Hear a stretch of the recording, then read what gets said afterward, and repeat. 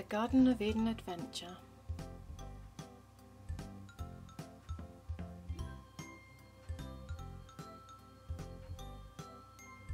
It was a sunny summer's day when 5 small children made their way along the street and through the gate.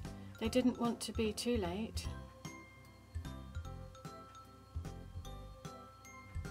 For Sunday school, it starts at 4, and after that, they shut the door.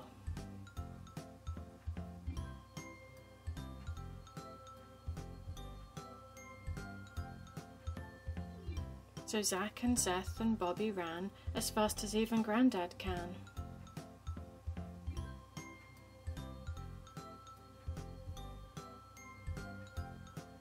And Harry came in his pushchair, and Emily, of course, was there.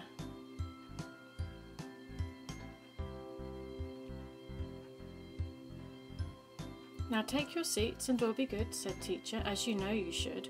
We'll sing some songs and have some prizes, and there might even be surprises.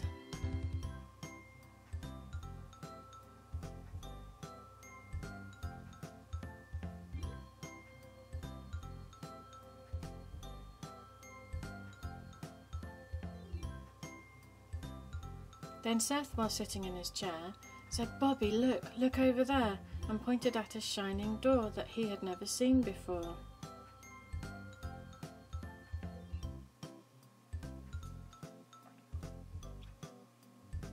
Said Zach, that's quite a funny door. It's something wonderful, I'm sure. I think that we should look and see where it will lead. Quick, follow me.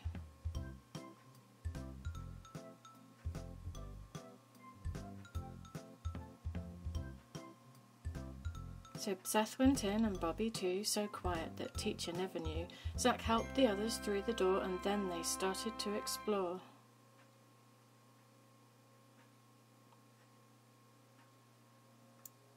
There was a staircase steep and long, and Zach said, just as well we're strong, let's go and see what we can find. Make sure you don't get left behind.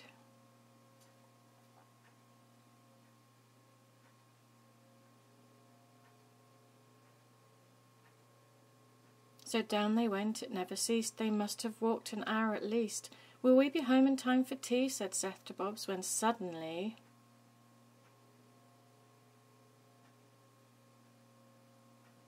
they came into a lovely place of fruit and flowers and so much space, a garden filled with wondrous light and all things beautiful and right.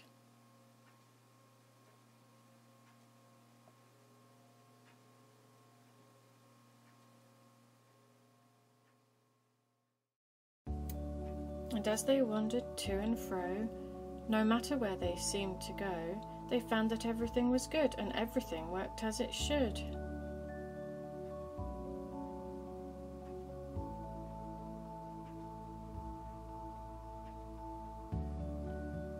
And every creature had no fear, for everything was perfect here.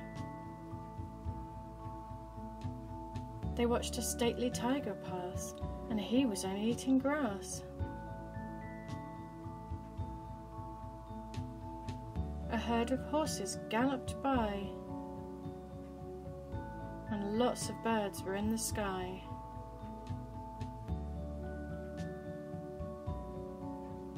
The grass was long and lush and green, and sometimes little mice were seen.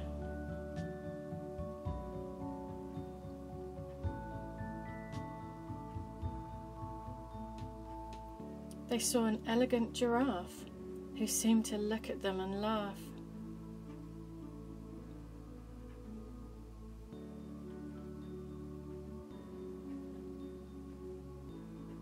And then they met a grizzly bear, a squirrel, and a herd of deer, who felt no need to run away, for all things lived in harmony.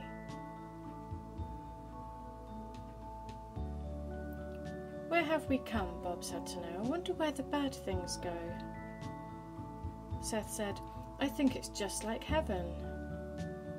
Zach said, I think we came to Eden.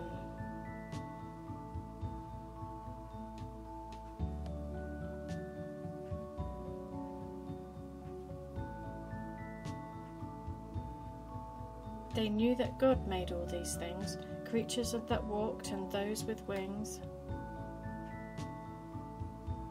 And somewhere in that lovely place God started off the human race. A man he made, and to him talked, and with him in the evening walked. And to him all the creatures came, to each one Adam gave a name.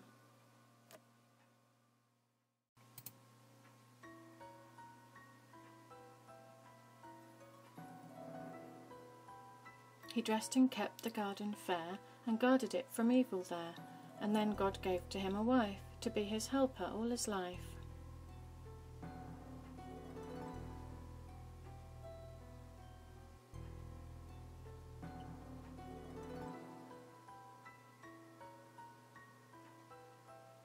God said, "Though all things here are good, there is one tree that's not for food. From all the others you may take, but if this one command you break, and eat of that forbidden tree, it will bring death and misery."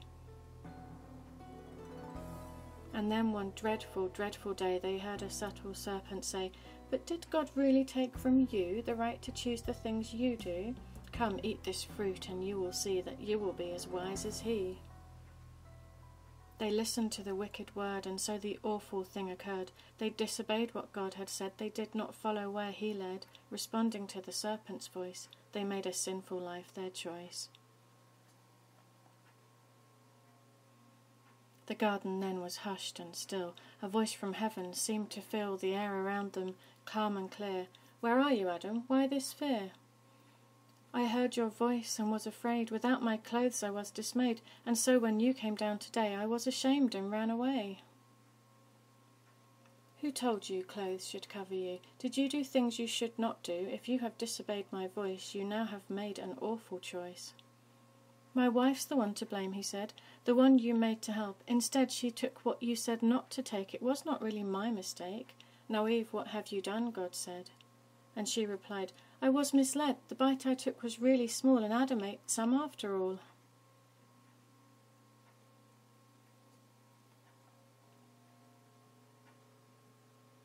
Now what God says he'll always do, and he had warned them, so they knew that someday they would have to die, for they believed the serpent's lie.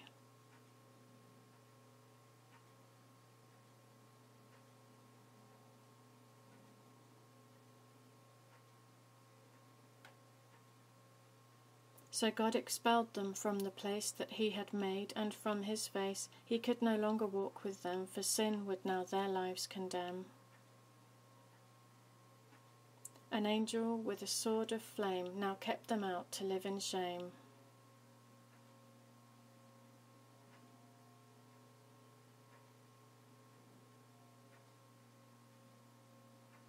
And so with hard work and with tears they lived with thorns and weeds and fears.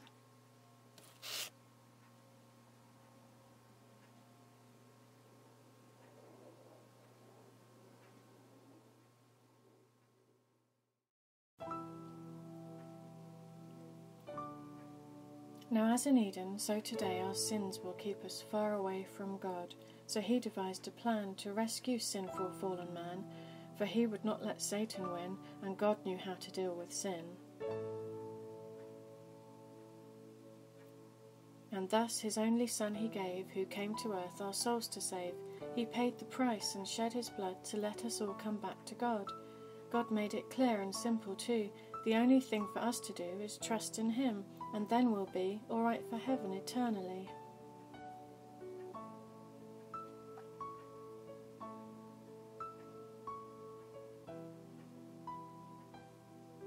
Then suddenly they were once more back sitting where they'd been before, all in their seats in Sunday school, obeying every single rule.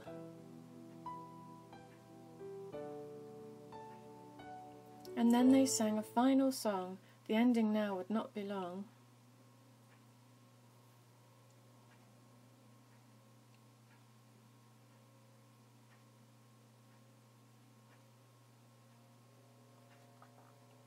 Then teacher said, "And now for treats, for sitting quiet in your seats. Zach, Bobs and Seth and Harry too, and Emily of course. You few were really just the best today. It's just as if you'd gone away."